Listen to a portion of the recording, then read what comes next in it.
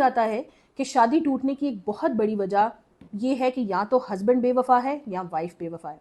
लेकिन हमारे पास जो रिपोर्टेड केसेस हैं और जो क्लिनिकल एक्सपीरियंस से मैं आपको बताती हूँ, उसकी एक बहुत बड़ी वजह ये है कि आपका जो कपल है वो एक्सपेक्टेशंस बहुत लगाता है, स्पेसिफिकली फीमेल। और इसका मतलब क्या है कि हम ये समझते हैं कि वो मुझसे मोहब्बत करता है तो उसको पता होगा कि मुझे क्या चाहिए। और ये एक ऐसी डिमांड है, ये एक ऐसी एक्सपेक्टेशन है जो हम किसी भी लाइफ के स्पैन में ख़त्म नहीं करते। जैसे मैं आपको एग्जांपल देती हूँ, आपकी कोई एनिवर्सरी है, अगर हस्बैंड भूल गया है तो आगे से फौरन वाइफ कहेगी कि ये मुझसे मोहब्बत नहीं करता, इर्रिस्पेक्टिव ऑफ द फैक्ट कि वो पीछे कितनी चीज़ें आपके लिए कर रहा हो। या वाइस वर्सा, हस्बैंड के तौर पर अगर फीमेल कोई आपकी सालगिरह भूल गई है या कोई आपकी इंपॉर्टेंट चीज़ भूल गई है तो हस्बैंड फौरन से पहले लगाते हैं कि इसको मेरी अब परवाह नहीं रही। हालांकि ऐसा नहीं होता।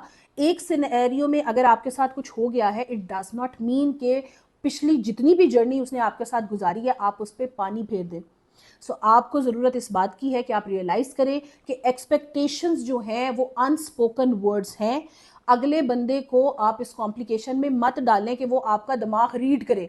Love is not about mind reading, love is about mind sharing. आपके दिमाग में क्या चल रहा है आप अपने पार्टनर से शेयर करें ताकि उसको पता हो कि आपकी साइकी क्या है, आपका माइंडसेट क्या है, आप किस एंगल से सोचते हैं।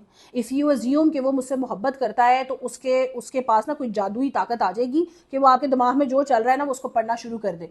और इसमें ही औरतें इतना अपने आप को इमोशनल ड्रेन कर देती हैं, और मर्द भी, कुछ मर्द भी ऐसे हैं जो ये एक्सपेक्ट करते हैं कि औरत को खुद पता होना चाहिए कि मुझे इस वक्त क्या चाहिए। तो ये आपकी सबसे बुरी एक्सपेक्टेशन है और ये ऐसी चीज़ है जो आपके रिश्ते को अंदर से अंदर खा रही है, बिकॉज आप एक्सप्रेस भी नहीं कर रहे और आप एक्सपेक्ट कर रहे हैं कि अगले बंदे को पता भी चल जाए।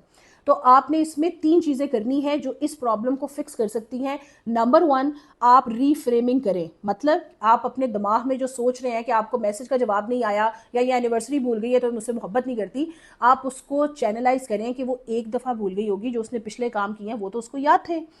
दूसरी जो इंपॉर्टेंट चीज़ करनी है, आप कहीं अपने पास लेटर लिखें, जर्नलिंग करें, कुछ लिखें। लाइक आपने कोई स्टेटमेंट बनाई है कि ये मुझसे मोहब्बत नहीं करता या इसको पता होना चाहिए, तो आप वाकई लिखें क्या वाकई ही आपको लगता है कि अगले बंदे के पास इल्मे नजूम है कि उसको पता चल जाए कि मेरे दिमाग में क्या चल रहा है, और आपका ये सोचना बनता था।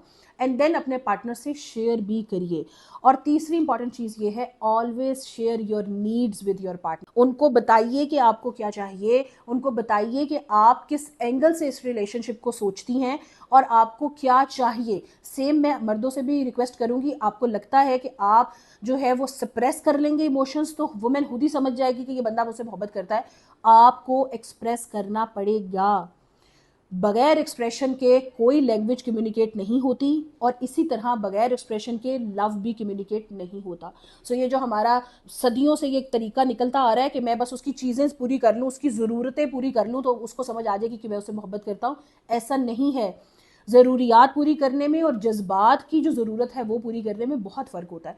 अगर आप किसी को ज़रूरियात ज़िंदगी प्रोवाइड कर रहे हैं, आप ये मत समझे कि आप ये लव की कैटेगरी भी फुलफिल हो गई।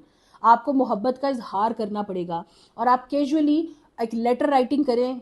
कैजुअली मैं सब कपल से ये दरख्वास्त करती हूँ, मेल फीमेल जो भी पार्टनर है, आपके जो भी नीड्स होते हैं आपने अपने पार्टनर को प्रेस करना है। आप वीक में ये ज़रूर जो है वो चेक इन रखें अपनी लाइफ में कि आप लेटर लिखा करें अपने पार्टनर को, जो आपको चीज़ें पसंद हैं आपने उनको प्रेस करना है, जो आपको चीज़ें बदलनी है आप बदलने वाली ज़रा थोड़ी होल्ड पे रखें।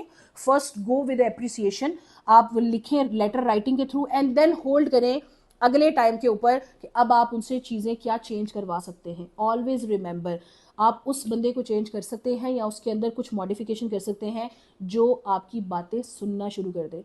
और हस्बैंड्स में सबसे बड़ा इशू ये है कि फीमेल्स उनको अप्रेज नहीं करती।